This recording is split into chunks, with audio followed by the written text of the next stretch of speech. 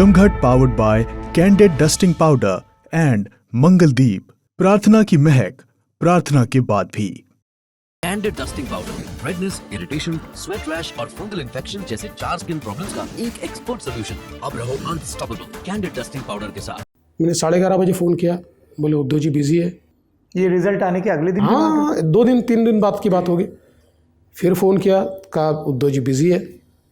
और फिर उनके यहाँ से एक व्यक्ति जिसने बाद में फ़ोन किया, उसने मुझे कहा कि देखो देवेंद्र जी, आपसे हमारा रिश्ता बन गया है, आपके और हमारे अच्छे संबंध है, मैं आपको बता देता हूँ, प्लीज़ मैंने बताया मत बोलिए, उद्धव जी आपसे बात नहीं करने वाले हैं। प्रार्थना की महक, प्रार्थना के बाद भी।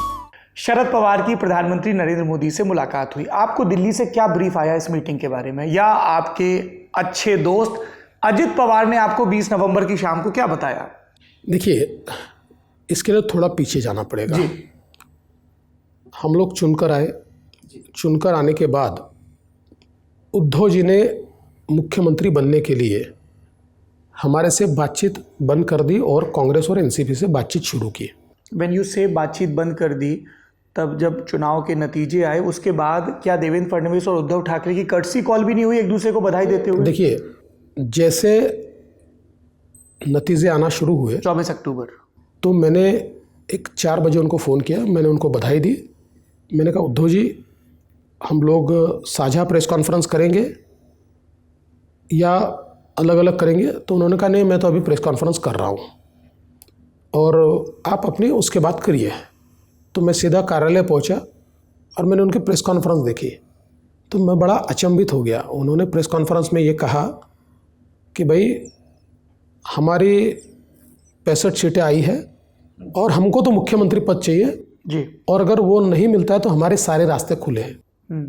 उसी समय मेरी अमित भाई से बात हुई, हमारे अध्यक्ष जी से वगैरह सबसे बातचीत हुई, तो उनका कहना था कि भाई ये स्टेटमेंट को गंभीरता से लेना चाहिए, गंभीरता से लेना चाहिए।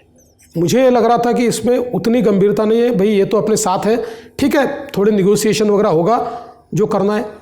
तो आपको क्या ये लगा कि ज़्यादा मंत्री पद के लिए? हाँ, मेरा अपना मानना था कि शायद हो सकता है एक प्रेशर क्रिएट कर रहे हैं कि अच्छे पोर्टफोलियो मिले, ज़्यादा मंत्री पद मिले। हमारी भी मानसिकता थी देने की, लेकिन धीरे धीरे ये ध्यान में आया कि उद्धव जी हमको टाल रहे हैं। और सबसे बुरी बात तो ये हुई कि एक नाथ शिंदे जी है या बाकी लोग हैं, इन्होंने मुझे कहा कि आप उद्धव जी से डायरेक्ट बात कीजिए। तो मैंने उद्धव जी को मैसेज भेजा कि भाई बात करना चाहता हूँ। उनके पीएस ने मुझे मैसेज भेजा कि साहब 11:30 बजे आपसे बात करेंगे। मैंने 11:30 बजे फ़ोन किया, बोले उद्धव जी बिजी है। ये रिजल्ट आने के अगले दिन? हाँ, 2-3 दिन बाद की बात होगी। फिर फ़ोन किया, कहा उद्धव जी बिजी है। और फिर उनके यहाँ से एक व्यक्ति जिसने बाद में फ़ोन किया, उसने मुझे कहा कि देखो देवेंद्र जी, आपसे हमारा रिश्ता बन गया है, आपके और हमारे अच्छे संबंध है, मैं आपको बता देता हूँ, प्लीज़ मैंने बताया मत बोलिए, उद्धव जी आपसे बात नहीं करने वाले हैं। और उद्धव जी ने मेरे से बात ही नहीं की, क्योंकि उनकी बातचीत उधर चल रही थी। इसके चलते जब बातचीत आगे जा रही थी, ऐसे समय कांग्रेस उसमें एक मतलब पार्टी थी, लेकिन कांग्रेस हाईकमांड अटकी हुई थी। कांग्रेस हाईकमांड उसको ग्रीन सिग्नल नहीं दे रही थी। तो इसलिए ये सारी असमंजस की परिस्थितियाँ थी। वो किसी के थ्रू हमको मैसेज भेजते, लेकिन बात नहीं करते हमारे से। इस बीच एनसीपी से हमको एक खबर आई कि भाई एनसीपी की मानसिकता है कि देश में, राज्य में स्टेबल गवर्नमेंट देनी है, इसलिए हम साथ में आए। तो इसमें भी दिन गुजर गए और तारीख आ गई 6 तारीख। 10 दिन गुजर गए करीब, 6 नवंबर। हाँ, करीब 10 दिन गुजर गए। किसका मैसेज आया था एनसीपी की तरफ से? समझ लीजिए 2 मंत्री थे, यानी पुराने मंत्री थे, यानी उनके, ये मैं कह सकता हूँ कि शीर्षस्थ थे, शीर्षस्थ उनके आपके साथ हैं, अब तो नाम ले ही सकते हैं। इसीलिए क्यों उनको परेशान करे। देखिए, नाम लेकर परेशानी भी होती है, लेकिन जी। तो उसके बाद फिर हमने कहा कि देखो, ये अगर उद्धव ठाकरे अब ये मन बना चुके हैं और कांग्रेस से बातचीत कर रहे हैं, तो अब ठीक है, हम भी आगे बढ़ेंगे। तो ये आपने पार्टी आला कमान को हमारे आला कमान से बात हुई तो उन्होंने भी कहा कि नहीं ठीक है। तो फिर हमारी शरद पवार जी के साथ बैठक हुई। मैं वापस जानबूझकर आपसे कह रहा हूँ, अजित पवार से नहीं, शरद पवार जी के साथ बैठक हुई। कहाँ पे हुई बैठक? दिल्ली में बैठक हुई। आप शरद पवार जी, प्रफुल्ल पटेल, अजित पवार, अमित शाह और बाद में मुझे बुलाया गया।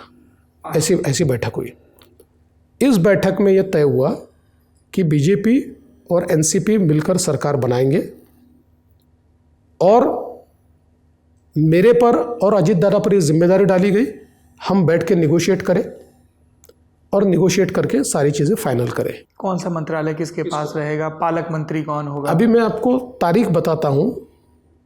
11 नवंबर को सुबह मुझे फ़ोन आया पवार साहब का, और पवार साहब ने कहा कि देखो बाकी चीज़ें तो ठीक है, पर मैं अजित को भेज रहा हूँ, गार्डियन मिनिस्टर के पद भी फाइनल कर दीजिए। जी। तो मैंने कहा ठीक है। हम बैठे, वो भी पद हमने करीब करीब 1-2 पदों पर हमारे अड़चन आई, इतना सब किया। और उसके बाद एक सारा फाइनल होने के बाद एक समय ऐसा आया कि सोनिया जी ने हाँ कह दिया, उद्धव को हाँ कह दिया गठबंधन में लाने की। और फिर पवार साहब ने एक हिसाब लगाया कि हाँ, देवेंद्र फडणवीस मुख्यमंत्री 5 साल का रहा है, पावरफुल मुख्यमंत्री है, उसके ऊपर उधर अमित शाह है, उनके ऊपर मोदी जी है, तो ये सरकार में मैं जाऊँ तो ये सरकार मेरे हाथ से तो नहीं चलने वाली।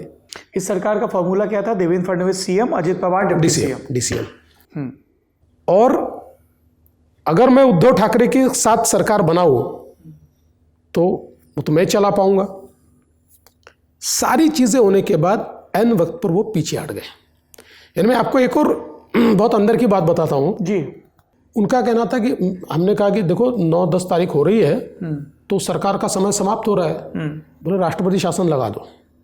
ये शरद पवार जी ने कहा। हाँ। बोले मेरे को इसका फ़ायदा ये है कि राष्ट्रपति शासन लग जाएगा तो मैं 8 दिन घूमूंगा महाराष्ट्र में, और 8 दिन बाद आकर कहूँगा कि देखो महाराष्ट्र के लोगों का, भले हम अलग अलग लड़े, लेकिन महाराष्ट्र के लोगों का कहना है कि स्टेबल गवर्नमेंट चाहिए और बीजेपी और साथ में आओ, इसलिए हम साथ में आ रहे। मैं अभी आपको कहता हूँ कि हर एक पार्टी को देना पड़ता है, आप सरकार बनाते हो, सरकार सबने ना कहना है तो ही राष्ट्रपति शासन लगता है। एनसीपी का पत्र तो मैंने ड्राफ्ट किया, पवार साहब ने उसमें क्या ठीक करना है वो बताया, वो ठीक करके हमने वो पत्र दिया एनसीपी का, उनके साइन से या अजित दादा के साइन से। ऐन वक्त पर पवार साहब पीछे हट गए, लेकिन अजित दादा ने उस समय भूमिका ली कि गलत है, हम इस प्रकार से धोखा नहीं दे सकते। ये बात आपको किसने कम्युनिकेट की कि अब शरद पवार बैक ऑफ कर रहे हैं? उन्होंने खुद कम्युनिकेट किया ना।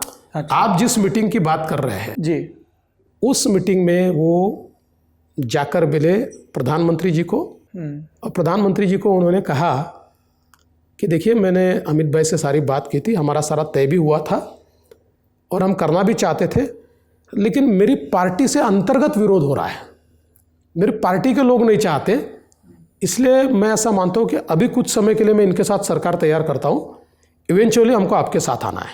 अच्छा, ये भी कहा? हाँ, तो आप इस सरकार को आशीर्वाद दीजिए, ऐसा उन्होंने कहा। तो प्रधानमंत्री ने क्या कहा? प्रधानमंत्री तो कोई उसके ऊपर वक्तव्य करते, आपको प्रधानमंत्री की आदत मालूम है जी। प्रधानमंत्री जी ने सिर्फ हमको इतने पूछा कि आपकी सच में बात हुई थी ना इनसे? हाँ। हमने कहा बिल्कुल हुई थी, और अमित भाई से भी आप पूछ लीजिए, अमित भाई ने भी कहा कि सारी चीज़ें इन्होंने तय की थी। उस समय अजित दादा ने ये निर्णय किया कि ये नहीं सही है, गलत है, और इस प्रकार से आप मुझे आगे करके सारा करते हो, सबसे बात मुझे करने लगाई आपने, और अब आप पीछे हो रहे हो, तो ये मेरी पॉलिटिक्स में नहीं बैठता, मैं साथ जाऊंगा। और अजित दादा ने कहा मैं आऊँगा, और उनके लोग लेकर अजित दादा हमारे साथ है, हमने शपथ ली 23 नवंबर 2019।